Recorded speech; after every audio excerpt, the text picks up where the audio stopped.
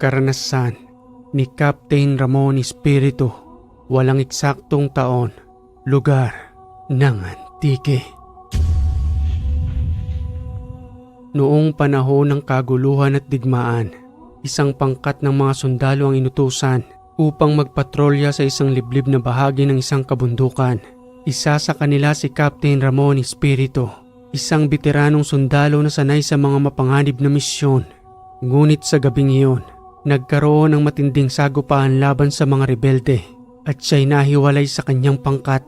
Napilitan siyang maglakad ng mag-isa sa gitna ng madilim na kagubatan, umaasang may masisilungan bago sumapit ang madaling araw. Subaybayan natin ang kwento ni Captain Ramon Espiritu patungkol sa kanyang sariling karanasan nang makaengkwentro siya ng mga kakaibang uri ng nilalang na tinatawag na aswang. Ramon, meron kayong misyon.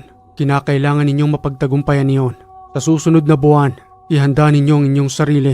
Magtutungo kayo ng iyong pangkat sa Antique. Mananatili kayo roon hanggat hindi natatapos ang inyong misyon. Inaasahan ko ang iyong pamumuno, Ramon. Sabihan mo ng iyong pangkat upang makapaganda rin sila. Pero ito lamang ang tatandaan mo. Mag-iingat kayo sa isang lugar na pinangingilagan doon ng ibang mga sundalo. Marami nang nawala roon at ni isa sa kanilang katawan ay hindi na natagpuan. Sandali lang, sir. Ano pong ibig sabihin ninyong hindi na natagpuan ang katawan ng ating mga kabaro? Kinatayo ba sila ng mga rebelde? Ayon sa report sa akin, Ramon, may mga naninirahan doong hindi pangkaraniwang tao. Kakampi sila ng mga rebelde, kaya kahit ang katawan ng ating mga kabaro ay hindi na natagpuan dahil sa ginagawa nila itong pagkain. Ano? Pagkain? Masahol pa sila sa mga kanibal. Hindi ho ba silang tinatawag na nasa lahi ng mga aswang? Tumpak ka roon, Ramon. Kaya mag-iingat kayo dahil hindi sila pinuputukan ng bala. Huwag na huwag kayong makakalimot na magdala ng patalim o kahit na anong uri man ng sandata na maaaring makatalo sa kanila, at yun ay bilang paghahanda. Huwag na huwag ninyo silang mamaliitin dahil totoo ang sinasabi ko. Marami na ang mga kabaro nating sundalong nawala roon. At sana lang, Captain Ramon Espiritu, magawan mo ito ng paraan. May tiwala ako sa iyo upang lubusan ng manahimik ang pinangingilagang lugar na yon.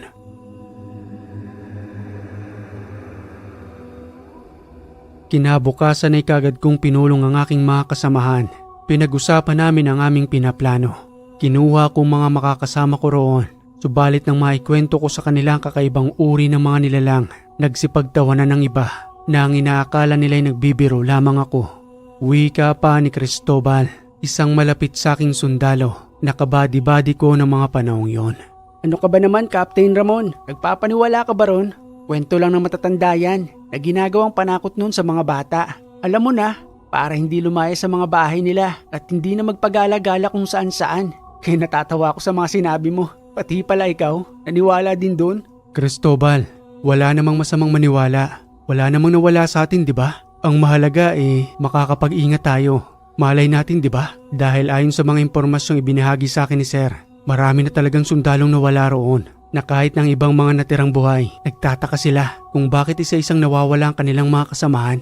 Ikaw rin, baka masyado kang maging kampante pagdating natin dun. Tapos isa ka pala sa mawala. Hindi mangyayari yun, Captain. Ako pa ba? Ang yabang nito. O sige na't ihanda ninyong mga gamit ninyo. Dahil tayong mga magkakasamang itatapon doon. Makalipas ang ilang linggo, bumiyahe na nga kaming patungo sa Antique. At sa pagdating nga namin doon, nakapagtatakang tahimik ang mga dinaraanan naming lugar hanggang sa lubusan kaming makarating sa aming kampo. Maayos naman kaming sinalubong ng aming mga kabaro roon. Wika pa ni Major Benny sa aming pagdating sa kampo. Mabuti naman at dumating na kayo. Ikaw ba si Captain Ramon? Ako nga po. Siguro naman binigyan ka na impormasyon ni Colonel patungkol sa misyon ninyo. Yes, Sir Benny. Binigyan niya po ako ng impormasyon. Mabuti naman kung gayon. Magpahinga muna kayo para mamayang gabi ay makapagpatrolya. At ang iba namang nanatili na rito ng ilang buwan, ililipat namin sila ng destino at kayo naman ang mamamahala sa lugar na ito. 2 po kaming magkakasama noon ng mga sundalo. Sa panahong yon si Cristobal ay isang lieutenant, under ng pagiging captain ko. Kaya naman madalas kaming magkasundo. First lieutenant siya, ako naman ang captain. Bago magsipag-alisan ang pinalitan namin doon, kwento-kwento pa nila ang patungkol sa kanilang karanasan sa pagroronda. Wika pa ng isang captain na namamahala roon na aking pinalitan ng mga oras na yun bago pa sila lubusang idestino sa ibang lugar. Captain Ramon, mag-iingat kayo rito ha. Kakaiba ang lugar na ito at ang pinangingilagang baryo. Wag kayong basta-bastang susugod doon. Delikado ang buhay ninyo. May ibibigay ako sa iyong pangalan. Puntahan mo ang matandang ito. Siyang makakatulong sa iyo bago kayo lubusang magpatrolya sa pinangingilagang baryo. Sino naman ang matandang ito? Ikaw na lamang ang tumuklas, Ramon. Kilala niya ako. Sabihin mo na lamang na ako nagpapunta sa iyo roon. Pasensya ka na ha. Hindi namin natapos ang misyon dito. At sana sa pamamagitan ng pamumuno mo, mawala na ang lugar na yun. Sige't kinakailangan na namin umalis. Sandali lang, Captain Livio. Ipaliwanag mo muna sa akin ang patungkol sa matanda. Subalit hindi na siya lumingon. Nagpatuloy na sila sa paglalakad. May nakasulat na kumpletong pangalan at address sa isang punit na papel na ibinigay sa akin ni Captain Livio. Maya-maya pa'y dumating si Cristobal habang naninigarilyo. Captain Ramon, hindi ka pa ba magpapahinga? Mamayang gabi magro-ronda na tayo. Kinakailangan natin ng tulog para kahit papano may panglaban tayo sa mahabang paglalakad. Mukhang hindi ako makakatulog, Cristobal. Iniisip kong binigay sa aking papel ni Kapitan Livio. Aling papel? Eto, ang kaperasong papel na ito. Patingin niyang saglit. Dado, sa sitio Simao? Para sa naman to? Yun ang palaisipan sa akin dahil ang sabi niya, wag na wag daw tayong magtutungo sa pinangingilagang baryo hanggat hindi ako nakakapunta sa matandang yan. Napaka-misteryoso naman ang matandang ito. Anong pinaplano mo? Siguro dahil may oras pa, kinakailangan muna nating magtungo roon. Minsan ko nang nakilala yan si Kapitan Livio. Totoo yan kung magbigay ng impormasyon. Halika't samahan mo ko. Magtutungo muna tayo sa sitio Simao. Akala ko makapagpapahinga na ako. Hindi pa pala. Nagrereklamo ka ba? Hindi po, Kapitan. Tara na po. Puntahan na natin ang lugar na yan. May kalayuan din ang nasabing sityo at sa pagdating nga namin doon, ipinagtanong-tanong namin ang pangalang Dado. Kilalang matanda na isang veteranong matandang albularyo.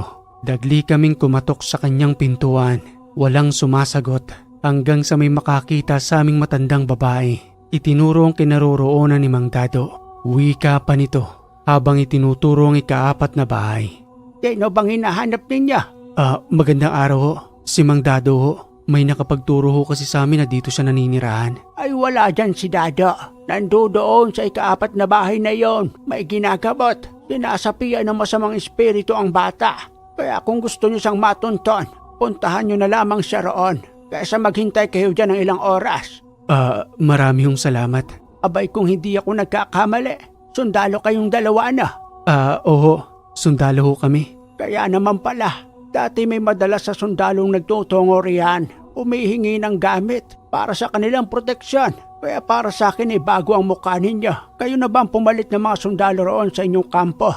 Kasi ang balita namin marami nang nauubos sa inyo. Kaya siguro dinagdagan. Parang ganoon na nga ho. Pero umalis na ho sila Kaya kami na lubusang magpapatrolya sa mga kabundukan. Abay ganoon ba? O sige, puntahan nyo na roon si Dado. Baka tapos na ang panggagamot na ginagawa niya at makausap nyo na kaagad. Dahil busy ang matandang yon kung saan ang tahanan nagpupunta para lamang manggamot. Dali-dali kaming nagtungo sa ikaapat na tahanan at sa pagdating nga namin doon, abala pa rin ang matanda sa isang batang sinasapian na patuloy niya pa rin ginagamot. Umalis ka sa katawan ng batang ito. Isa kang masamang espiritu. Huwag mong paglaruan ng bata. Matigas ka kung gayon. Sinusubukan mo talaga ang kakayanan ko. Kahit ako at si Cristobal ay namangha sa kakaibang galing ng panggagamot ng matandang yon.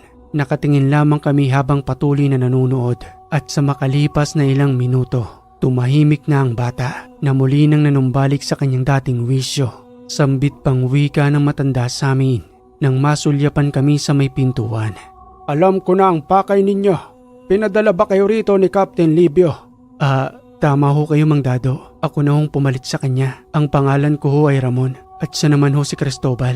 Ang sabi ho kasi sa amin ni Livio, puntahan ka raw ho namin bago kami magtungo sa pinangingilagang baryo.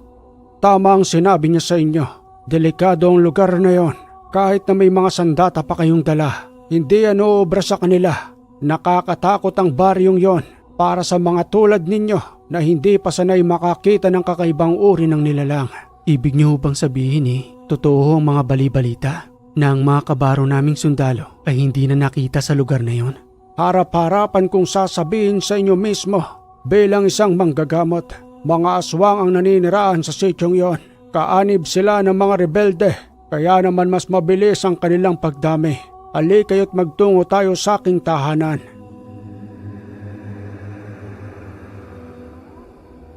Kinilabutan ako sa mga sinabi ng matanda. Dagli kaming nagtungo sa kanyang tahanan. Nag-iisa na lamang siya roon. Kapansin-pansin ang mga agimat na nakasuot sa kanyang liig. At sa pagdating nga namin doon, panandalian niya kaming pinaupo at saka nagtungo sa kanyang silid. Maya-maya pa, sa muling paglabas nito, may daladala siyang agimat ng Santo Cristo. Muling wika pa sa amin ng matanda.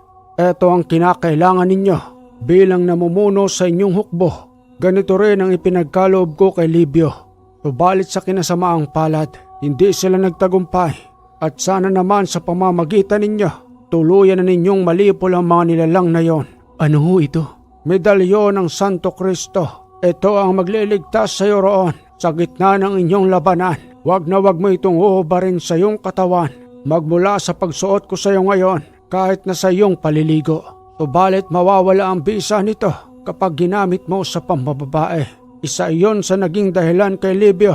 Subalit hindi ako nagkulang sa pagbibigay ng babala sa kanya. Kamuntikan pa siyang mapaslang kung hindi siya nailigtas ng iba niyang mga kasamahan.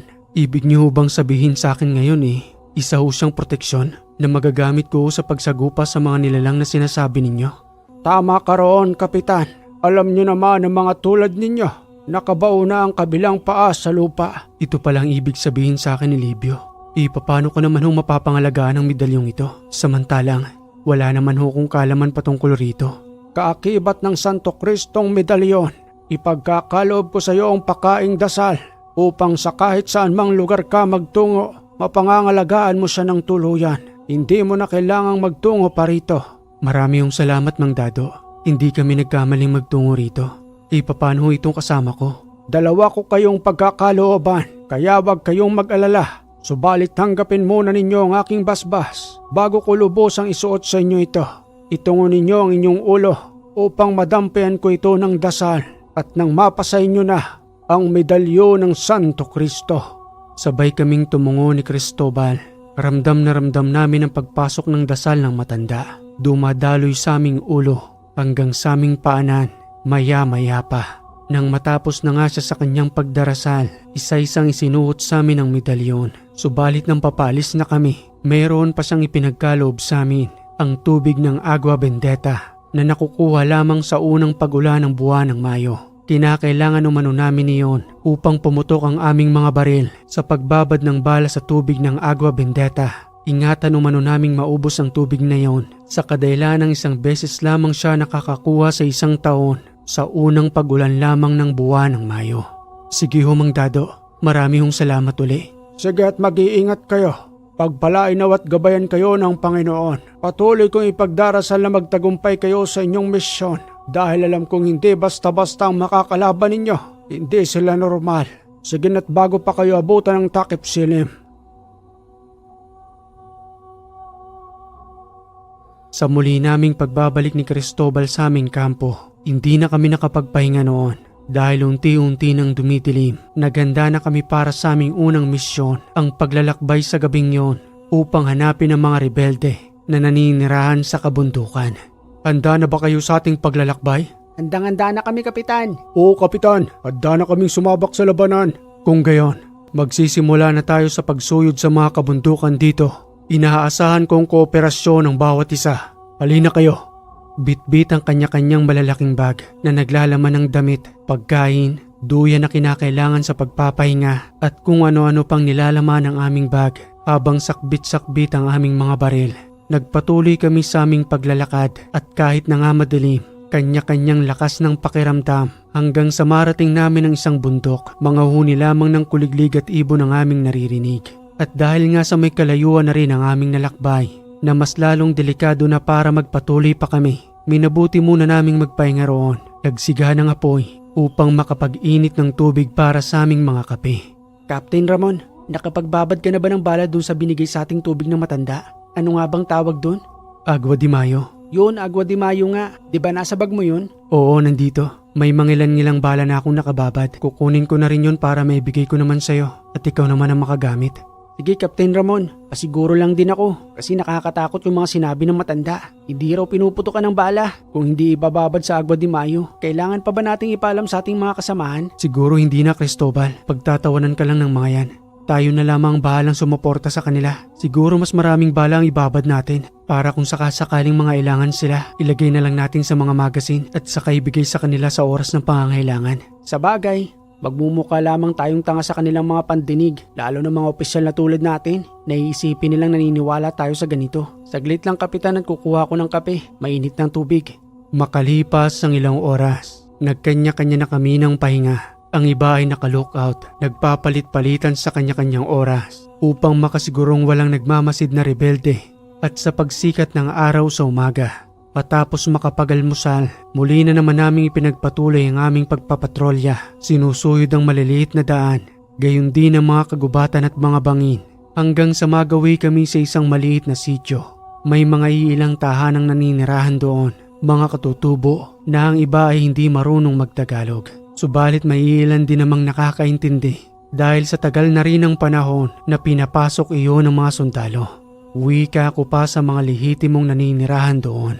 Sandali lamang ho, hindi ho kami masasama. Mga sundalo ho kami, kanya-kanya ng takbo na nagsipagkubli sa kanilang mga tahanan. Kapansin-pansin ang takot sa kanila na baka magkaroon ng gulo at pati sila ay madamay dahil alam nila na nagagawi rin doon ng mga rebelde. Dumadaan sa kanilang maliit na sityo. Kaya naman sa tuwing makakakita sila ng mga taong may daladalang baril, takot na takot sila dahil sa marami ng beses na naipit sila sa gitna ng labanan dahil sa iringan ng mga rebelde at sundalong tulad namin. Subalit sa gitna ng katahimikan sa aming pagdaan, may lumapit sa aming isang lalaki. Siya umanong pinakakapitan sa kanilang lugar na namamahala sa mga taong naninirahan doon. Marunong siyang magtagalog, sambit pang wika nito habang may sakbit-sakbit na itak. Magandang araw po sa inyo. Ang pangalan ko ay Tino. Ano ho bang kailangan ninyo rito? May maitutulong ho ba ako sa inyo? Magandang araw rin ho sa inyo, Mang Tino. Ako ho si Captain Ramon. Itatanong ko lang ho kung marami ho bang mga rebelding nagagawi rito? Marami ang mga rebelding nagagawi rito. Tulad ninyo, yung iba pa nga ay tumitigil dito sa aming maliit na sityo para lamang makikain. Kaya kung mapapansin ninyo sa mga taong naninirahan dito, kanya-kanya ng pulasan kapag nakakakita ng mga sundalong tulad ninyo, pati na rin mga rebelde. Dahil ang ibang nagagawa ay bastardo, sinasakta ng ibang kalalakihan at ang ibang kababaihan naman ay pinagsasamantalahan. Palibasa wala kaming magawa sa kanila, patuloy ang pag-aalipusta nila sa amin. Hindi kami tao kung kanilang ituring, lalong-lalo ng mga kababaihan. Kaya ho kami nandito ngayon, Mang Tino. Huwag ho kayong matakot sa amin. Tutulungan ho namin kayo. Tutulungan? O baka kami ang maipit sa inyong labanan? Hindi lamang namin maiwan ang lugar na ito dahil nandito ang aming kabuhayan. Kaya kahit na anumang gawin nila itinitiis namin ang kanilang matinding pangalipusta at pagkuha sa aming mga ari-arian. Kung pababayaan lamang namin ang ginagawa nila sa inyo, paulit-ulit lamang yun ang mangyayari. Kaya kinakailangan niyo makipagtulungan sa amin. Ipinapangako ko, 20 sa aming mga kasamahan ay poprotektahan kayo bilang alagad ng gobyerno. Anong ibig mong sabihin? Panandalian kayong mananatili rito sa aming lugar? Kung maaari lamang sana, Mang Tino, siguro mga 3 araw. Aabangan namin ang pagdaan nila rito at kung saan sila nagmumula para mas madali para sa amin na matunto ng kanilang kinaroroonan. Sigat manatili kayo ng 3 araw. Subalit kung hindi pa dumadaan ang mga rebelde, kung maaari lamang, umalis na kayo upang wala ng iba pang madamay. Ipinapangako ko, Mang Tino, at kung kinakailangan nyo manong tulong namin sa 3 araw na pananatili namin dito, magsabi lamang ho kayo sa amin. Hindi ho kami magdadalawang isip na tumulong sa inyo. Sa unang araw ng pananatili namin doon, binigyan kami ng maliit na kubo ni Mang Tino. Doon kami pang samantalang nagpapahinga habang may kanya-kanyang pwesto ang bawat sundalo na patuloy na nagmamatsyag sa paligid. Naging limitado ang pagkilos ng mga taong naninirahan doon hanggang sa pagsapit ng dilim. May daladalang kamuting kahoy si Mang Tino habang pasan-pasan nito, katulong ang kanyang anak na lalaki. O eto, pagdamutan na ninyo ang niluto naming kamoting kahoy. Kinuha ko yan sa likuran ng aming tahanan. Alam kong gutom na kayo. Pasensya na kung wala kaming maihaing masarap na pagkain. Yan lang din kasi ang pangunahing pagkain namin dito. Hindi tulad sa kapatagan. Kaya pagpasensyaan nyo na. Malaking tulong na ho ito sa amin, Mang Tino. Marami hong salamat. Meron ho ba kayong tubig doon? Mag-iinit lamang ho kami ng tubig para sa aming kape. Abay meron. Anak, pakikuha mo nga roon ng isang galong tubig para may mainom na rin sila rito. Sige po, Itay. Sandali lamang po. Magaling na rin pong magtagalog ang anak ninyo. Abay sinanay ko na sila para sa ganitong pagkakataon hindi sila mahirapang makipagkomunikasyon sa inyo. Sa mga naliligaw ritong sundalo, ako ang kanilang punong barangay. Kaya kahit ang mga anak ko ay tinuturuan ko kung paano magtagalog. Para naman balang araw ay makatulong rin sila rito. Tama ho yun, Mang Tino. Marami hong salamat ulit sa pagtanggap ninyo sa amin dito. Nang makauwi na si Mang Tino pati na rin ang kanyang anak, pinagsalu-saluhan namin ang kamuting kahoy na ipinaris sa mainit na kape at habang abala kami sa aming pagkain, may isang batang tatakbong papalapit sa aming kubo. Umahangos ito sa kanyang pagdating. Yun pala ay ang anak ni Mang Tino. Sambit pang wika nito na may itinuturong kalalakihan. Captain Ramon, pinatakbo po ko rito ni Tatay Tino. May nakita po kaming kalalakihan sa likuran ng bahay namin. Marami po sila. Siguro po may higit sa 11. Armado pong mga kalalakihang yon. Mag-iingat po kayo. Salamat sa iyong impormasyon. Tumago ka. Halina kayo. Sa likuran pala sila dumaan. Kagad naming tinunto ng sinabi ng bata. Dahan-dahan kaming nagtungo sa likuran upang sundan ang tinatahak nilang daan. Subalit nang mapansin nila kami, kagad kaming pinaulanan ng bala. Kanya-kanyang sigawan ng mga naninirahan doon. Sinalubong na rin namin sila ng putok at sa kalahating oras na putukan, muling dahan-dahang nanahimik ang paligid. Gumapang kaming patungo sa kanilang kinaroroonan. Wala nang ibang mga rebelde. Subalit 7 sa kanilang mga kasamahan ang aming nalagas. Captain Ramon, wari ko mahigit sa 3 nakatakas. Bakit ganun? Yung baril ko kanina, pumapalya sa pagputok. Samantalang, alagang-alaga ko ito na hindi man lamang ito pumapalya sa labanan. Hindi namin kayo pipilitin kung maniniwala kayo sa amin o hindi. Ang iba sa kanilang mga kasamahan ay hindi lamang isang normal na tao. Hindi sila pinuputokan ng baril. Kaya kung mapapansin ninyo, ang mga daladala ninyong armas, kabisado nyo namang hindi pumapalya. Subalit ngayon, kapansin-pansin ang hindi pagputok ng ilang bala. Yun ay dahil sa iilan nilang kasamahan na hindi normal. Paano hindi normal, Kapitan? Yun ba yung tinutukoy mo nung una pa lang? Habang nandoon pa tayo sa poder ni Major? Tama ka na pinagtawanan niyo pa ako noon. Kaya sa maniwala man kayo o hindi, ang ilan sa kanilang mga kasamahan ay nasa lahi ng mga aswang.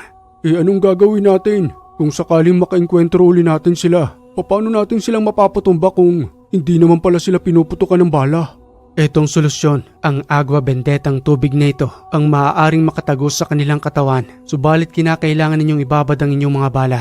At kung hindi kayo maniniwala sa akin, kinakailangan ninyong sundin ang inuutos ko. Kailangang mabasa ng agua bendetang ito ang mga bala ninyo upang makontra ang panudlan ng mga aswang. Yun lang ang maaaring solusyon dahil kung hindi ninyo gagawin ito, siguradong unti-unti tayong mauubos hanggang sa gawin na lamang nila tayong pagkain.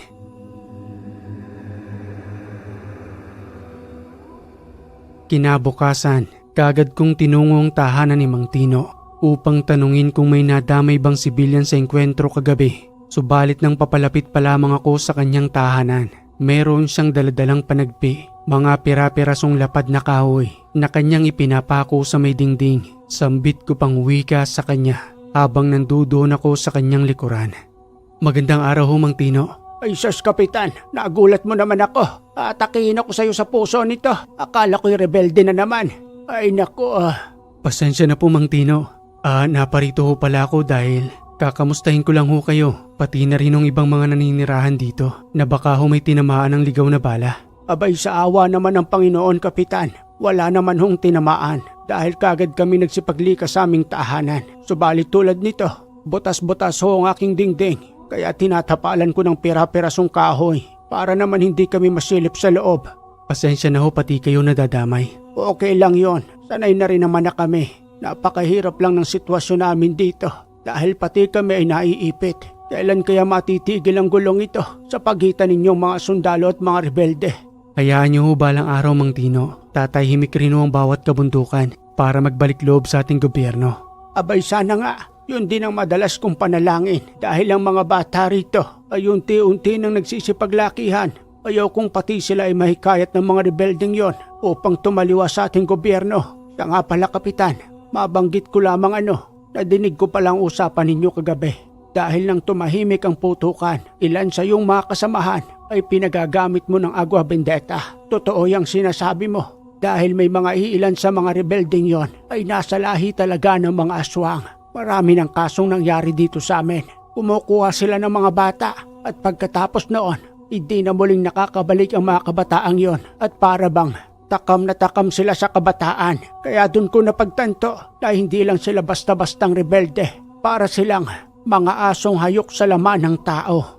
Kaya bantayan ho ninyo anak ninyo, Mang Tino. Siguro ho ito ng huling araw namin dito. Susundan namin ang dinaanan nila kagabi. Dahil malamang sa malamang, nandudoon ang iba pa nilang mga kuta.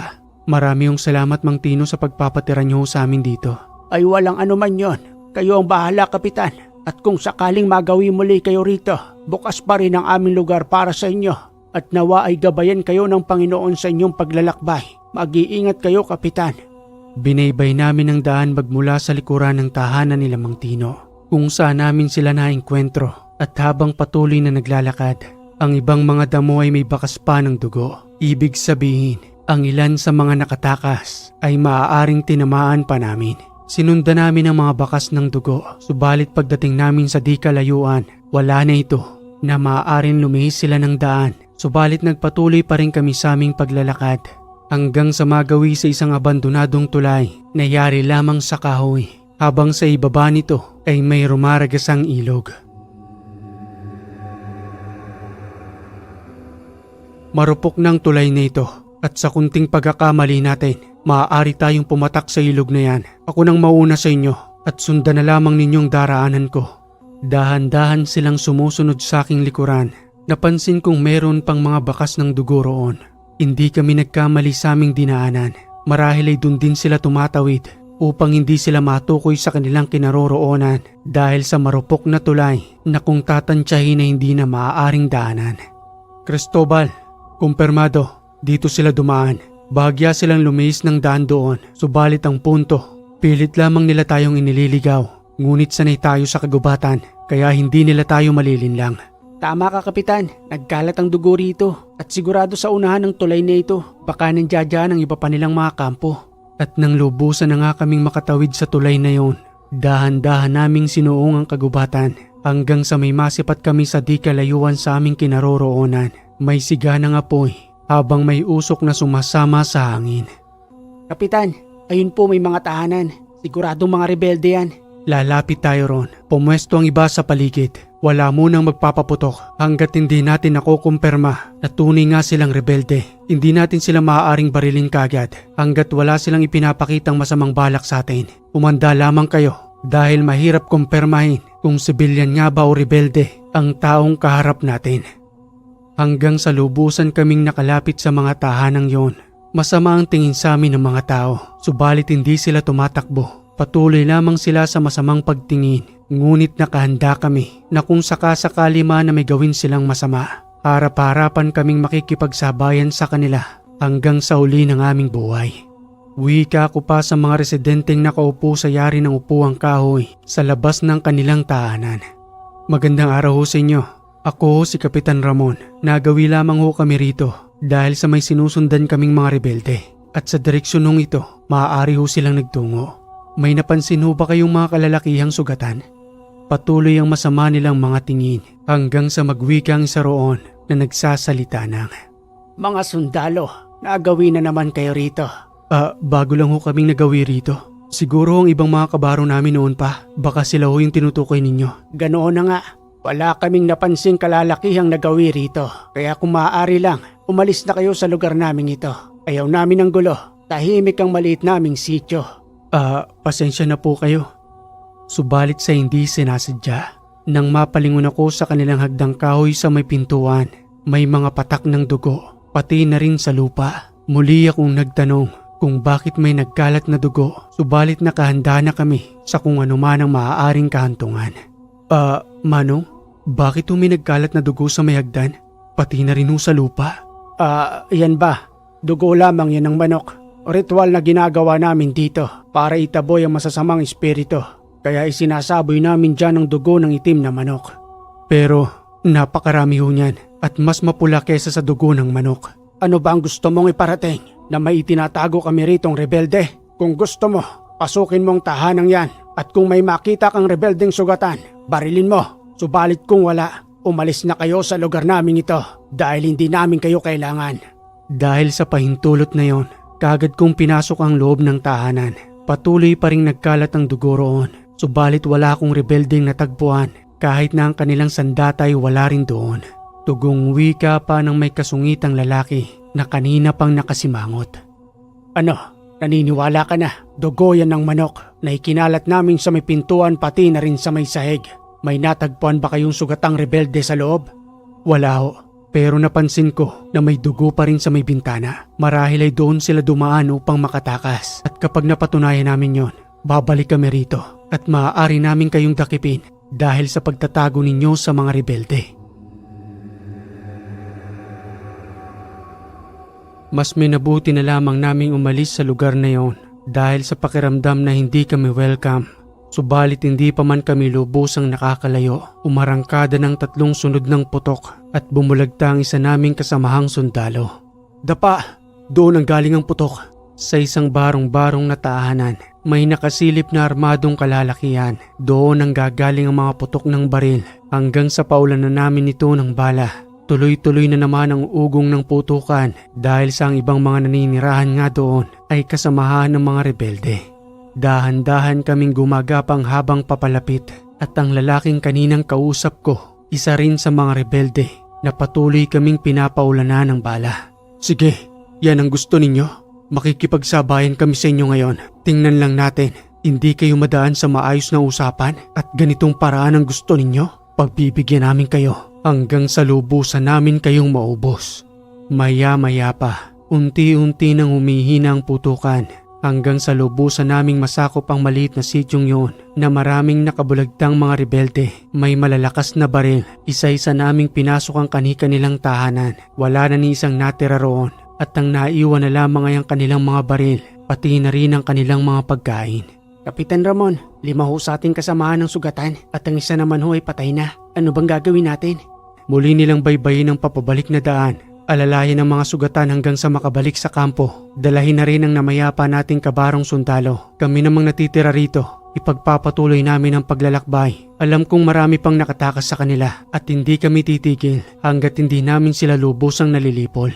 Sa 20 naming magkakasama, 9 na lamang kaming magpapatuloy sa aming paglalakbay. Kasama si Cristobal, pati na rin ang iba naming mga kabaro. Alis na po kami, Kapitan. Sige't mag-ingat kayo at sa pagbabalik ninyo sa kampo, muli ninyong sunsunin ang dahang ito. Magsama kayo ng ibang mga sundalo roon upang kahit papano ay magkaroon kami ng backup. Sige po, Kapitan. Ipapaalam na lang po namin dun sa kampo. Halina kayo. Alalayan ng mga sugatan. Huwag kayong susuko hanggang sa lubusan tayo makarating sa ating kampo. Nagpatuloy na sa paglalakbay ang inutusan naming 5 sundalo. Habang kami naman ay bagyang nanatili sa lugar na yon. Kapitan Ramon, 5 rin ang sugatan sa atin. Akala ko nga mauubos tayo dahil sa dami ng mga rebelde kanina. Mabuti na lamang at nagsipag-atrasan ng iba. Sigurado ka bang mananatili tayo rito? Hindi kaya delikado para sa atin? 9 na lamang tayo ngayon at maaari nila tayong muling sugurin dito. Cristobal, may tiwala ka ba sa medalyon mo? Oo naman. Kanina napatunayan ko. Alam kong harap-harapan akong pinapuputukan ng isang rebelde nang maubusan ako ng bala. Pero katakatakang, paulit-ulit niyang kinakasa yung kanyang baril ni hindi man lamang ito pumuputok sa aking harapan hanggang sa makapagpalit ako ng magasin. Siya ang bumulagta kanina. Kaya napatunayan kong tunay ang medalyong ibinigay sa atin ni Mang Dado. Gayon din sa akin. Siguro kung wala tayong ganitong uri ng gamit, pati na ang Agua Bendeta, marahil ay hindi puputok ang mga baril natin. Pansin mo ba sa ibang mga rebelde? Para bang patuloy silang nag-aangil kahit natirik ang sikat ng araw? Napansin ko nga rin yun, pati na rin ang paglalaway nila. Para silang mga asong baliw na hindi nag-iisip sa harap-harapang pakikipagbarilan sa atin. Ang inaakala siguro nila ay katulad pa rin tayo ng mga sundalong nakaraang nagawi rito. Ganito ang gagawin natin, Cristobal. Alam kong kukunti na ang bala natin. Mapakikinabangan pa natin ang mga baril ng mga rebeldeng yan. Mamayang gabi, ang 4 ay magbantay at ang 5 naman ay maaaring magpahinga. Palit-palitan ng oras sa pagpapahinga upang ang lahat ay makaipon ng lakas para sa susunod nating paglalakbay.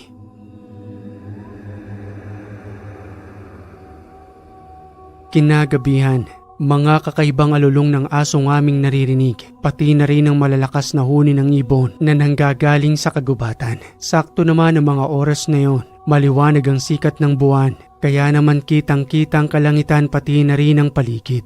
Ngunit ang 4 na nagbabantay, sa pagsapit ng alas 11 ng gabi, may nakita umano silang kakaibang uri ng aso. Malalaki itong kulay itim na patuloy na nagmamatsyag sa kanila. Kapitan Ramon, sabi ng mga kabaro natin, may 4 na asong umaaligid sa kanila. Pero kakaiba yon dahil nanilisik ang kanilang mga mata at patuloy pa sa pag-angil habang umaalulong. Papaputukan ba natin sila? Sige't paputukan ninyo upang malaman nila na tatagos ang bala sa kanilang katawan. Nagtangka pa silang bumalik rito, ang tatapang naman nila. Sunod-sunod na putok ang umalingaw-ngaw. Tinamaan ang isa sa kanila. Bumulagta ito sa lupa at ng aming pagmasdan, magmula sa pagiging anyong malaking itim na aso, unti-unti itong bumalik sa kanyang pagiging tao. Nagulat kami sa aming natunghayan dahil ang lahat ng tumatakbo sa aming isipan ay nagkaroon ng kasagutan dahil sa nangyaring yon. Ngayon ay naniniwala na kayo na ang iba sa mga rebeldeng nandirito ay hindi basta-bastang nilalang, kaya mag-iingat kayo sa kanila at tipirin ninyo ang inyong mga bala dahil ang ating agwa bendeta ay unti-unti na ring nauubos. Kinabukasan ay mapayapa naming sinalubong ang umaga. Tahimik ang paligid, walang nagbabadyang panganib. At nang matapos na nga kaming makapaghanda, muli naming ipinagpatuloy ang paglalakbay. Kahit na alanganin ang bilang namin, ako na lamang ang nagpapalakas ng kanilang loob upang ipagpatuloy ang sinumpa naming tungkulin. Sambit pang wika ni Cristobal nang may mapansin siyang tila kuweba sa isang malaking bato na nandoon sa may masukal na damuhan. Kapitan Ramon, tingnan mo yun oh. Parang may naninirahan sa ilalim ng kuwebang yon. Hindi kaya silang hinahanap natin? Tinumbok namin ang daan patungo sa kuwebang yon. May kalayuan na ito magmula roon sa pinanggalingan naming mga tahanan. Subalit sa aming pagdating, ilang grupo ng mga taong naninirahan sa kuwebang yon na nagsipaglika sa dati nilang tahanan dahil sa ginugulo mano sila ng mga rebelde. At ang nakita nilang maaaring pagtaguan ay ang kuwebang yon na nandoon sa masukal na kagubatan. Pagtatanong ko pang wika sa isang ginang na may karungisan ng kanyang pananamit. Matagal na ho ba kayo nagtatago rito? May katagalan na rin. Nananahimik kaming naninirahan. Pero nang bigla na lamang dumating ang mga rebelde, araw-araw na nila kaming ginugulo roon. At ang masama pa, patuloy nilang pinagsasamantalahan ng mga kababaihan. Kaya naman napilitan na kaming tumakas. Kesa naman, isa-isa pa kaming mamatay roon ng walang kalaban-laban. Tama ho ang ginawa ninyo. Wala talagang magawa ang mga yon kung di pagsamantalahan ang kahinaan ng mga inosente. May maituturo ho ba kayo sa amin na maaari pa nilang pinanggagalingan? Sa ngayon po ay wala. Dahil sa bigla-bigla na lamang po silang sumusulpot sa aming mga tahanan. Kahit na nga ho ang isang anak kong lalaki na 12 anyos pa lamang, dinala ho nila at magpahanggang sa ngayon, wala na po akong naging balita sa kanya. Hayaan nyo, hahanapin namin sila para sa inyo. Sa unahan ng kuwebang yon, may narinig kaming laguslos ng tubig at dahil nga sa ilang araw naming patuloy na paglalakbay, ilang araw na kaming walang ligo. Minabuti naming magtungo roon at sa pagdating nga namin, kanya-kanyang linis ng katawan upang kahit papano ay makaramdaman lamang ng kaginhawahan sa ilang araw na patuloy na pagpapatrolya sa kabundukan. Ang lamig ng tubig, Kapitan. Halika na't maligo ka na rin habang tahimik pang paligid. Ito na ang oras natin para makapaglinis naman tayo ng ating katawan. Sige lang, Cristobal, mauna na kayo. Magbabantay muna ako rito at pagkatapos ninyo, ako naman ang maliligo. Makalipas ang ilang oras, matapos naming makapaglinis ng aming katawan, kaagad na naming muling sinakbit ang aming naglalakihang bag at nang hindi pa man kami lubusang nakakalayo roon, may nakita akong isang matandang babae. May tungkod ito na dahan-dahan sa kanyang paglalakad, subalit nakapagtatakang bakit nandoon ang matandang babaeng yon sa gitna ng kagubatan na wala man lamang ni isang tahanan. Dagli ko siyang nilapitan para alalayan at nang hawakan ko nga ang kanyang braso, Ngumiti sa akin ng matanda na nagsasalita ng, Salamat, iho. Napakabait mo. Saan ba kayo papunta? At nagawi kayo sa kagubatang ito? Mga sundalo ho kami. Ikaw ho ang dapat naming tanungin. Ano hong ginagawa ninyo sa gitna ng kagubatang ito? Sa edad ho ninyong yan wala ho kayo ni isang kasama? Abay, sanay naman akong maglakad kahit saan. Tumanda na ako sa kagubatang ito. At kasama ko lamang ang aking tungkod. Inasan ho bang tahanan ninyo? Nandiriyan lamang. Doon sa matarik na bundok na yon. Ano ho? Sa malayong bundok na yon? Papaano ho kayong nakarating rito?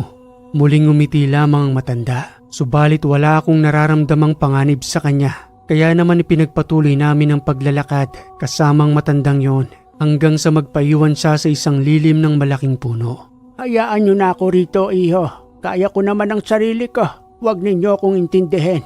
Sigurado ho ba kayo? Oo naman. Tulad ng sinabi ko sa iyo, kabisado ko ang kagubatang ito. Dito na ako tumanda.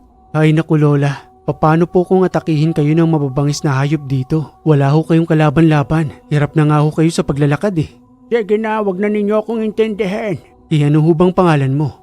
Lola Holya. Yun ang pangalan ko. Sige ho Lola Holya, mag-iingat ho kayo ha. Hindi na ho namin kayo mapilit Mas matigas pa ang ulo ninyo kaysa sa amin.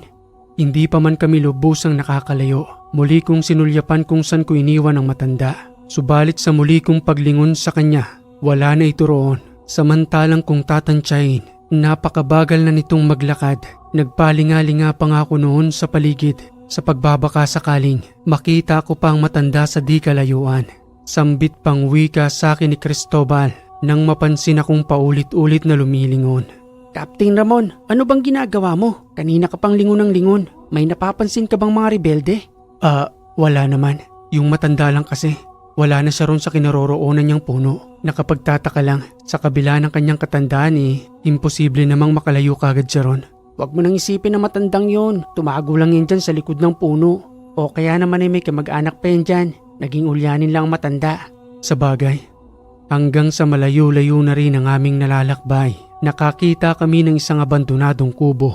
Ngunit may siga ng apoy na halatang kakaluto pa lamang ng pagkain na may naiwan pang kamuting kahoy na inihaw. Tagli kaming nagmanman sa paligid dahil sa hindi pa nakakalayo ang taong naninirahan doon hanggang sa may makita ang kasamahan namin na isang lalaki at isang babae. Kapitan, mayroon dito. Nagtatago sa masukal na damo. Huwag kayong lalaban dahil kung gagawin nyo yon, hindi na kayo makakatayo riyan sa pinagtataguan ninyo. Huwag ninyong hawakan ng mga baril. Iwan na ninyo dyan at tumayo na kayo. Bumalik kayo roon sa kubo. Hindi po kami lalaban. Oo nga, dalian nyo na. Hindi naman kayo masasaktan Basta wala kayong masamang gagawin sa amin. Bilis na. At nang makarating na nga ang dalawa sa kubo, kinausap ko ang mga ito. Dahil sa armas pa lamang na meron sila, kumpirmadong mga rebelde, gayon din sa kanilang kasuotan na may mga nakalagay pang magasin. Kung hindi ako nagkakamali, espiya kayong dalawa. Hindi nyo lamang kaagad na naramdaman ang pagdating namin. Opo, tama po kayo ron. Mag-asawa po kaming espiya. Nandito po kami para maghintay ng paparating na tulad ninyong sundalo. At kapag may mga namatsyagan kami, kagad naming isusuplong sa aming mga kasamahan. Hindi lamang namin napansin kagad ang pagdating ninyo dahil sa abala kami sa pagluluto ng pagkain. Huwag kayong matakot sa amin. Hindi kami masamang tao tulad ng itinuturo sa inyo ng inyong pinuno. Napipilitan lang din kami sa aming tungkulin dahil ang ilan sa mga rebelde ay ginagamit ang kanilang kapangyarihan sa kasamaan. Huwag kayong mag-alalang dalawa, hindi namin kayo papaslangin. Ituro nyo lamang sa amin ang kinaroroonan ng inyong mga kasamahan at papalayain namin kayo. Pero, paano naman po kami? Baka hanapin po kami ng aming mga kasamahan at paslangin po kami mag-asawa. Kung gusto ninyo, itatago namin kayo sa kustodiya ng gobyerno. May mga batas kaming sinusunod. Hindi lang kami basta-bastang pumapaslang. Tutulungan namin kayo at maaari pa kayo umanib sa aming hukbo. Subalit kinakailangan ninyong dumaan sa proseso upang lubusan ninyong maunawaan ang ipinaglalaban namin. At doon ay manunumpa kayo na hindi na kayo muling babalik sa inyong hukbo para muling maging rebelde. Sige po at makikipagtulungan po kami sa inyo. Huwag niyo lamang po kaming sasaktang mag-asawa.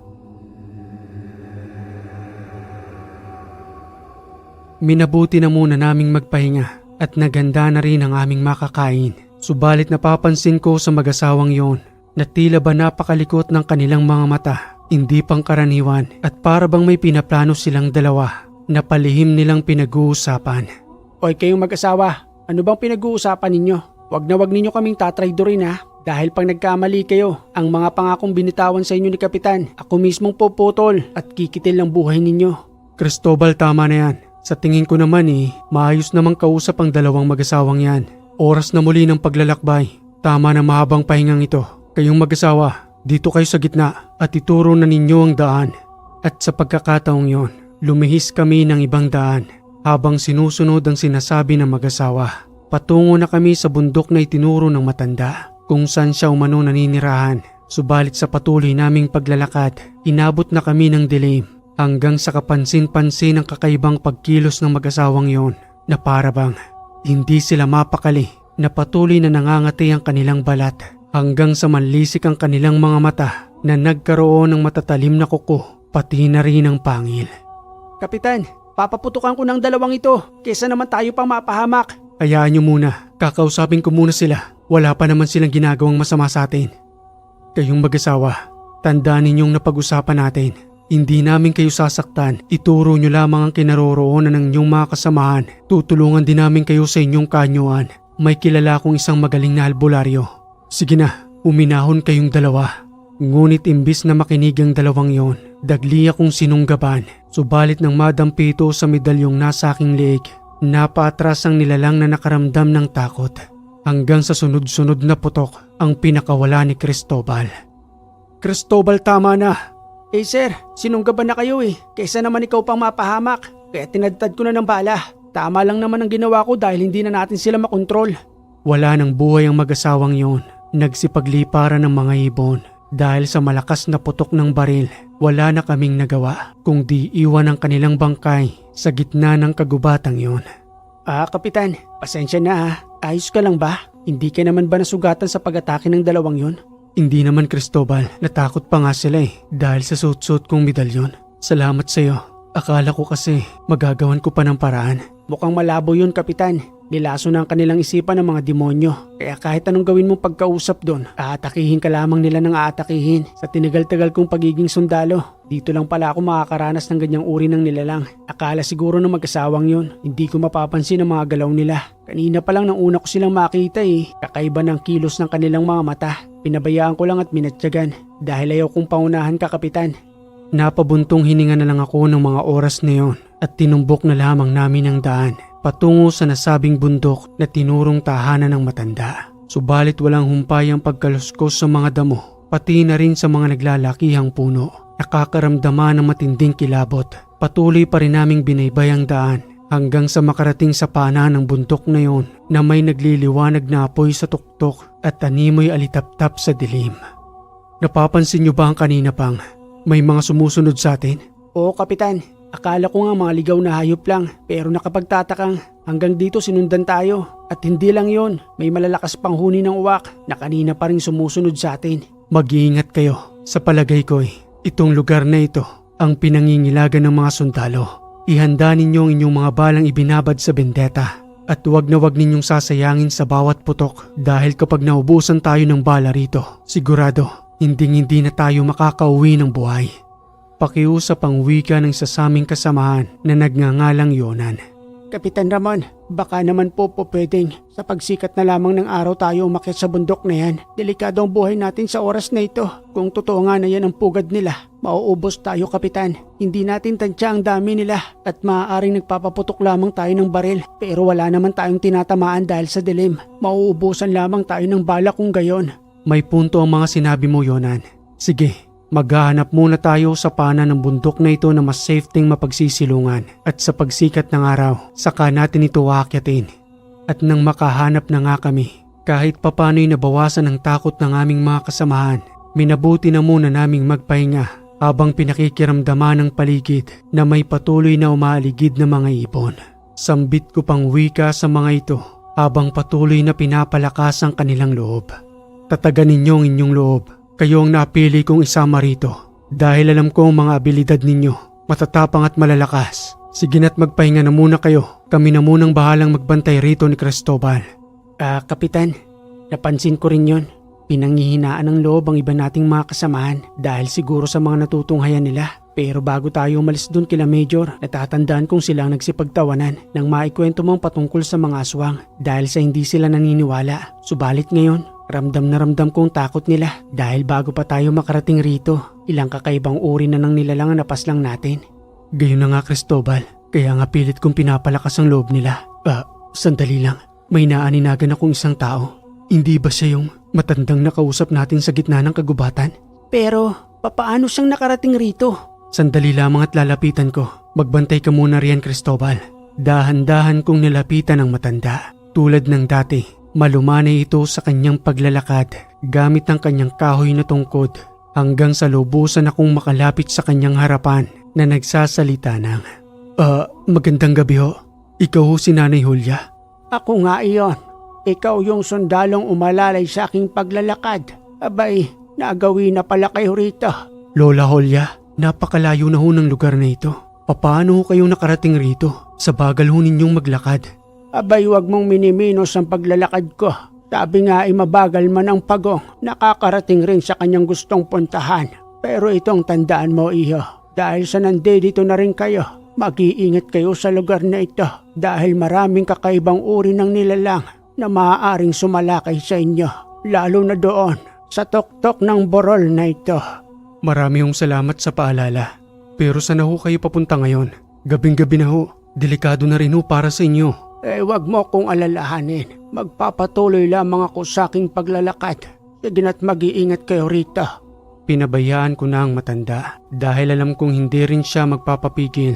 Maya-maya pa'y sumunod sa aking likuran si Cristobal habang nagwiwika ng, Kapitan Ramon, nagtataka na ako sa matandang babaeng yon. Biruin mo sa layong ito, nasundan niya tayo. Kung tutuusin sa dami ng pasikot-sikot na dinaanan natin bago tayo makarating rito. Pati na rin sa matatarik na banging dinaanan natin. Kaya misteryoso ang matandang yan. Tama ka roon Cristobal, pero wala akong masamang nararamdaman sa kanya. Magmula nang una pa natin siyang makita. Hindi kaya siya yung sumusunod sa atin kanina? Ibig mo bang sabihin may duda kang aswang ang matandang yan? Yun nga ang gusto kong ipunto sa'yo, Kapitan. Hindi naman makakarating rito ang matandang yan kung wala siyang kakaibang kakayanan. Pagpatak ng 1:00 ng madaling araw, doon mas tumindi ang alulong ng mga aso, pati na rin ang huni ng mga ibon. Kaya naman ang mga nagpapahinga naming mga kasamahan, kagad silang nawindang sa kanilang narinig. Isa-isa silang tumayo habang hawak ang kanilang mga baril. Ano yung mga alulong na yun, Kapitan? Hindi pang karaniwan sa aming pandinig. Nakakapangilabot. Hindi nga kaya ito na ang sityong pinangingilagan ng mga sundalo? Kumalma kayo. Tihanda lamang ninyong inyong sarili. Ang mga natitira ninyong bala, ibabad na ninyo sa Agua Bendeta. Dahil nararamdaman kong ito na ang tunay na laban. Wala nang magpapahinga. Maging alerto kayo sa paligid. Dahil ang mga kalaban natin dito ay hindi lang basta-bastang mga rebelde. Maya-maya pa, unti-unti na silang nagpaparamdam malapit sa amin. 9 na mga sundalo, kabilang na ako roon, ang haharap sa di namin alam na bilang ng mga nilalang. Kayong 2, doon kayo sa may likuran. Kayong 3, dyan naman sa kanang bahagi. At tayong 4 naman, dito sa may harapan. Dito nang gagaling ang mga alulong. Mahalagang magmatsyag kayo dahil maaari silang kagad na umatake. Hanggang sa may biglang bumagsak ng galing sa malaking puno. Naglakad itong patungo sa aming harapan habang nag-aangil na nanlilisik ang mga mata at may malagong buhok sa kanyang katawan. Sambit pang wika ng nilalang na yon. Sundalo, may nagawin na naman dito. Mabangong pagkain. Wala kayong kadala-dala. Gusto talaga ninyong maubos. Kaibigan, huwag ninyo kaming sasaktan. Naparito kami para sa aming tungkulin at sinusunod lamang namin ang aming mga sinumpaan. Sumuko na kayo sa amin at matutulungan namin kayo. Anong sinasabi mo? Wala kaming pakialam sa kung ano man ang sinusunod ninyo. Subalit imbis na makinig ang nilalang na yon, papalapit na itong sumusugod sa amin na pinaulan na namin ng putok hanggang sa bumulagta ito sa lupa. Narinig ko ang sigawan ng 2 naming kasamaan sa aming likuran na tila ba kinakatay ito at pinagsasalu-saluan. Sunod-sunod na putok ang aming pinakawala ng mga oras na yon upang maisalba namin ang aming mga sarili. Dahil sa kaliwa at kanan ng gagaling ang pagsalakay na para bang isa-isang hinuhugot ang aking mga kasamahang sundalo. Hanggang sa ang matira na lamang sa amin ay 4. tuloy-tuloy na pagpapaputok habang patuloy kaming umaatras na naghahanap ng maaari naming mapagtaguan. Kapitan, patuloy na ang pagkaubos natin. Hindi ko na makita ang iba nating mga kasamahan. Maliban sa ating 4 ngayon, ano nang gagawin natin? Kukunti na rin ang bala ko. At kapag naubos ito, siguradong pagsasalu-saluhan tayo ng mga yan. Huwag kang mataranta, maging alerto ka sa paligid. Marami na rin tayong nababawas sa kanila. At sigurado kong nag-aalangan na rin sila sa pagsugod sa atin. Kunin ninyo mga baril ng ating mga kasamahan. Hindi ko na sila makita, Kapitan. Pati ang kanilang mga baril. Malamang ay kinuha na sila ng mga nilalang na yon at isa-isang dinala sa kanilang mga tahanan. Paano na tayo ngayon? Mamamatay na tayo rito. Ano ka ba? Ilang beses kong sasabihin sa'yo, magpakatatag ka. Cristobal, sampalin mo nga ang isang ito para matauhan. Nasa gitna tayo ngayon ng laban. Hindi ka pwedeng maging mahina. Sabay sampal ni Cristobal upang matauhan ang isa naming kasamahang sundalo habang nakakubli kami sa isang nakatumbang malaking puno. Ano ka ba naman, Roldan? Mga sundalo tayo. Alam kong nararamdaman mo. Dinadaga ka na dyan sa loob mo. Pero kinakailangan nating lumaban. Dahil kung hindi, mas lalo tayong pagsasalu-saluhan ng mga yan. At hindi na tayo makakauwi sa ating mga pamilya. Ano ka ba? Gumising ka nga. Sa tuwing may nakikita kaming papalapit sa aming pinagtataguan, kagad naming pinupunterya ng putok. May mga bumubulagta at meron din namang kagad na nakakalis. Cristobal, may mga bala ka pa ba riyan? Meron pa, Kapitan. Pero malapit na ring maubos ito. Kaya nga sinisiguro ko ang bawat putok upang hindi masayang ang bala. Kailan pa ba sisikat ang araw? Parang napakatagal. Sana bago man lamang magliwanag ang paligid, may natitira pa tayong bala. Bahagyang tumahimik ang paligid. Mas nakakatakot na pakiramdam dahil alam naming nagmamatsyag lamang sila at tumahanap ng tamang tiyempo sa pagsalakay. Hanggang sa biglang may bumagsak sa malaking punong nakahandusay kung saan kami nagkukubli. 2 nilalang yon. Kadagling hinugot ang aming 2 kasamahan at nang mapaputukan namin sila, bumulagta ito. Subalit ang 2 naming kasamahang sundalo ay kagad na natarakan ng matatalim nilang kuko na naging dahilan ng kanilang pagkamatay. Cristobal, kunin mo ang bala ng 2 nating kasamahang sundalo. Kinakailangan na nating lisanin ang punong ito. At sa pagbilang ko ng 3, humanda ka na. Tatakbo tayong papunta roon. Bahala na kung saan tayo patungo. Nang makuha na nga ni Cristobal ang mga bala, papaatras namin silang pinapaputukan habang unti-unting tumatakbo. At sa hindi inaasahan dahil sa dilim ng lugar na yon, hindi ko namalayan na sa huling hakbang ng dinaanan ko ay isang mataas na bangin na naging dahilan ng aking pagkahulog. At ang huling narinig ko na lamang ng gabing yon ay ang pagsigaw ni Cristobal na humihingi ng tulong. Kapitan Ramon, tulungan mo ako! Ngunit gustuhin ko man siyang tulungan, wala kong kalakas-lakas dahil sa taas ng bangin yon na kung saan akong tumama na naging dahilan ng pagkabali ng aking braso at hita.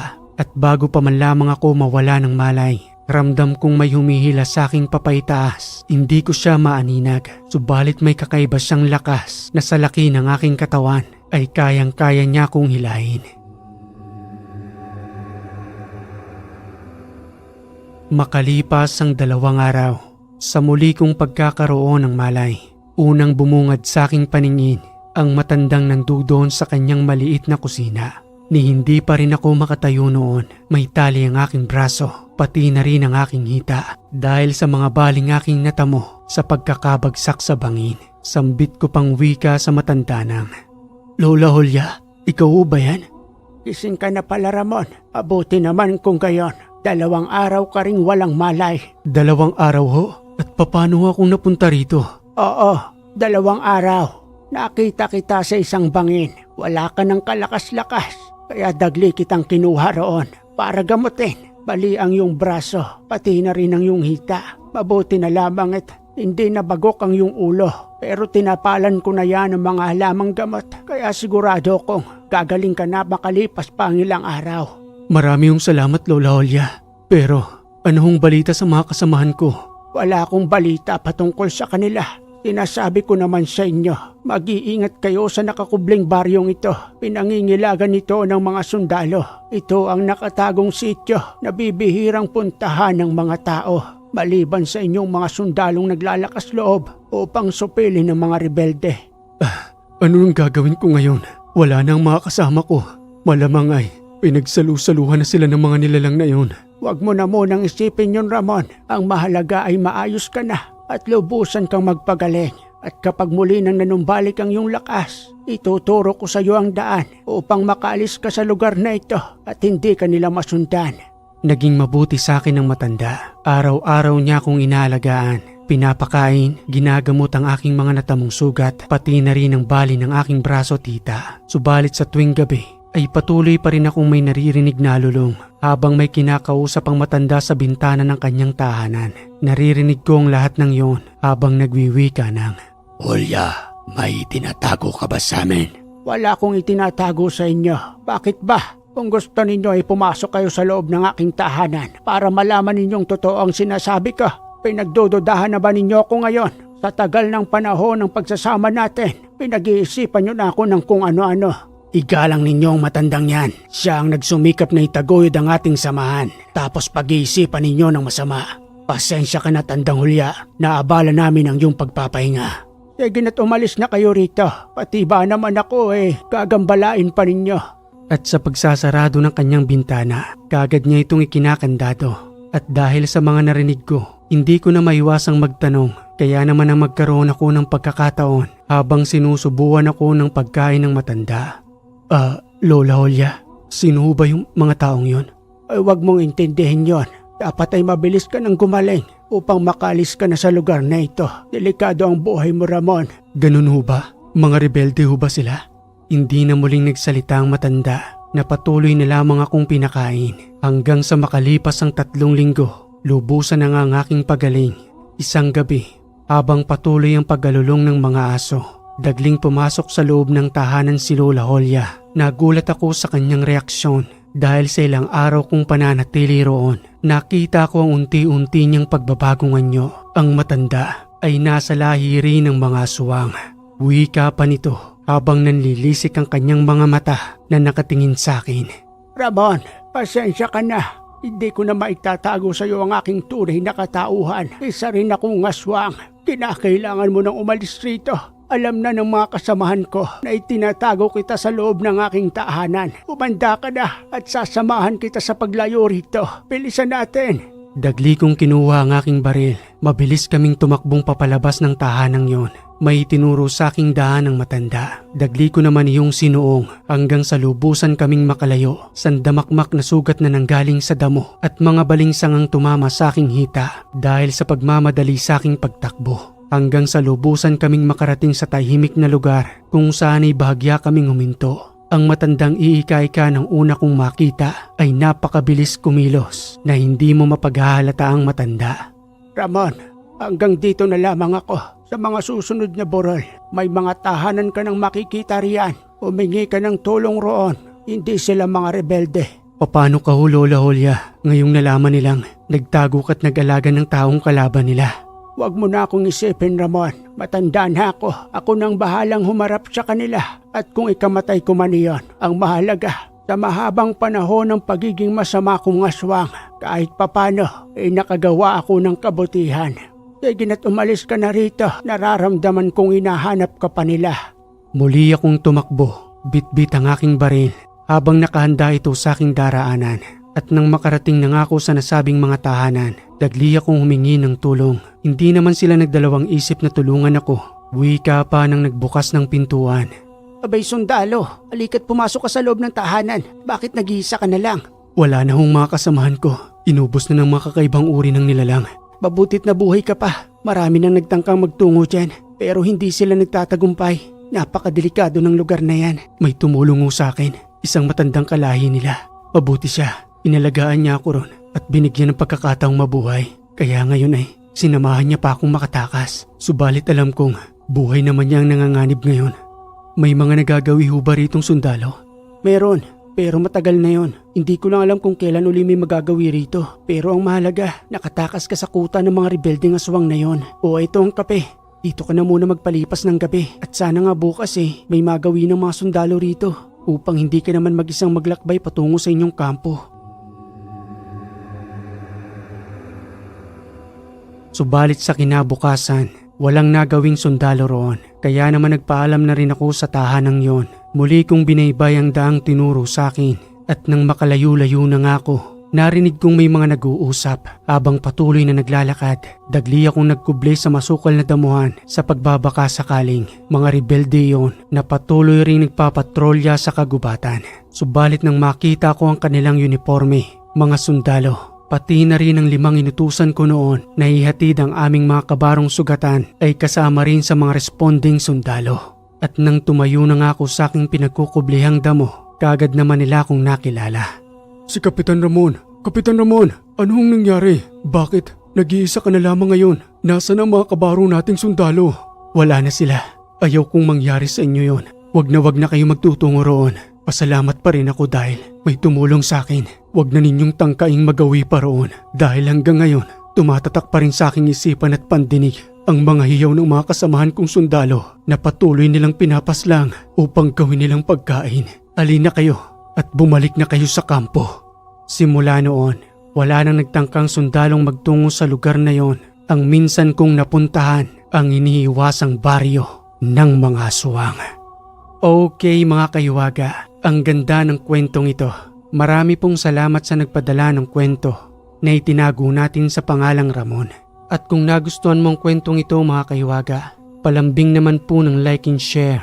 At kung hindi ka pa nakaka-subscribe, click mo na yung subscribe button dyan, pati na rin yung bell para updated ka sa ating mga bagong kwento. Muli mga kaiwaga, maraming salamat sa lagi ninyong pagantabay dito sa Ang Hiwaga.